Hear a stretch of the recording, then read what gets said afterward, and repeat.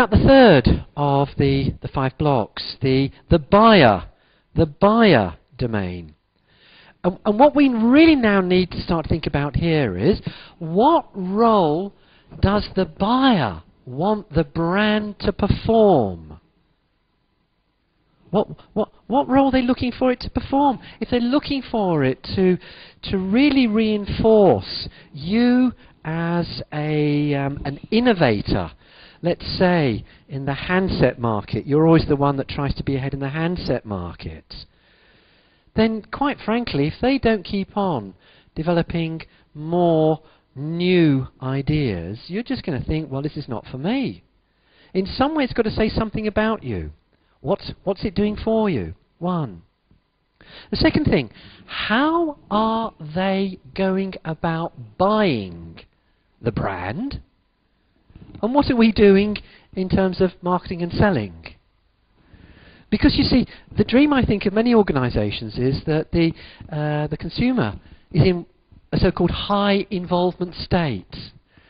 Maybe mobile handset market. This may be a market where people really get involved. When their contracts come to a change, if they're on a contract, they'll spend a little bit of time looking at the web, talking to friends, maybe going into a few stores. So there'll be an active information search process. They'll then form a set of rules. They'll then evaluate different handsets. They'll make a buy decision. They'll try it. If it works well, they'll then talk to other people about it. If it doesn't work well, they'll try and be discreet in terms of what's going on, or maybe they'll then start to take more rigorous action against the organization. High involvement state. So clearly there's an opportunity there for the brand to be trying to influence. But you see, ladies and gentlemen, certainly in consumer markets, there are so many consumer markets where the consumer is in a low involvement state. They're not really thinking about what's going on. They're using a very simple model, and that model really is, see brand, it's worked well in the past, it's just not worth my while spending time thinking about this, hand out, into basket. And then what do you see? You then start looking at some of the advertising, you then start looking at some of the in-store promotion, you then start to see the way that the brands are being merchandised.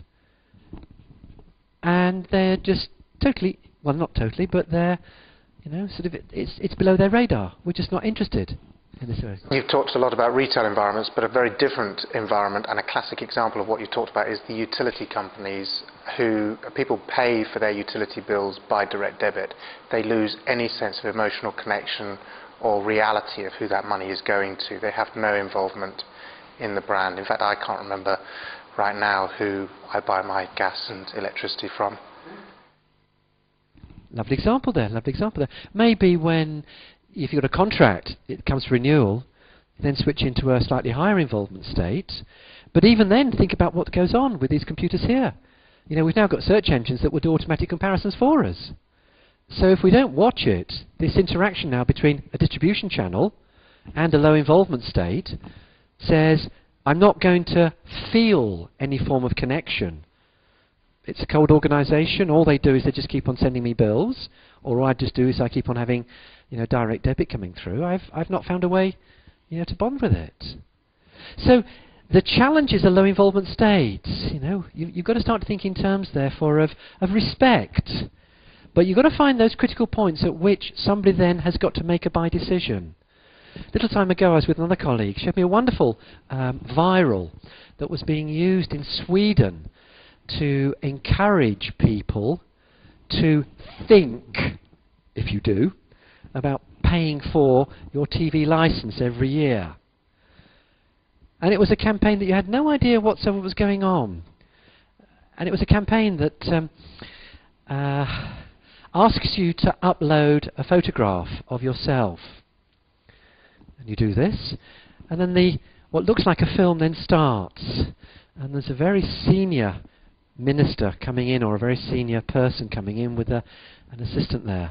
This person starts talking and says, in this world we've got to thank certain people for the way they've enabled us to communicate, to have a democracy, to have an ability to influence society. And they just go on, and there's this build-up. And then you see football players stop playing football. You see people in the living room sort of, suddenly stop talking, listen to what's going on. You see somebody washing up, stopping washing up. Who is this person? And she looks at the other person as the assistant, who opens a briefcase. Out comes a big brown envelope. And the person says, we need to thank the hero. Opens it, and guess what? It's your photograph. And then you hear the music changing. The whole crescendo suddenly goes up. The beat goes up. And then they go to all sorts of situations. There's crowds there. And they're all holding placards, showing a picture of you. You know, thank you for being our hero. You know, you see big billboards where you're up on the billboard. Yeah? And you're in different zones of the world where these people are just saying thank you. And then you're thinking, God, this is really good. And then finally, because you've got no idea at all what this viral is about, then just like at the very end of a cinema production, and it is a cinema production, instead of having the cast of who was performing, it then invites you to realise that TV licence is due. Are you going to be a hero now and sort this thing out? The pass on of this thing, I forgot the numbers, it was just astounding. Now can you see what's going on? Here's your challenge in the buyer stage. Look, there's two ways of now shifting somebody from a low involvement to a high involvement state. One way is fear. The other way is respect. You know, using these totally contrary views, but again, you know, now using the new technology. Well, I still call them new technologies; they're established. But you know, using the idea of the viral. So, KISS, keep it simple. Stop thinking about large amounts of information going out there. Start thinking about what is the role of the brand. What is the buying process that the person is going through? Therefore, knowing what the role the brand has to play, knowing the way that people then buy this brand, what are we doing? We're doing it well, or are we doing it badly? Yeah? Doing it well, or are we starting to do it badly? Now I'm simplifying, and in the book that I cited earlier on that you know, I've written this thing up in, there's a whole chapter there where there are much more points, but I'm just trying to bring the thing to life. So I've now got a three-component model. What you are doing across all three of those so far is you're talking about alignment, aren't you? That's at the end of the day. That's at the end of the day, where there's a misfit. Yeah. Yeah, there's a misfit coming through.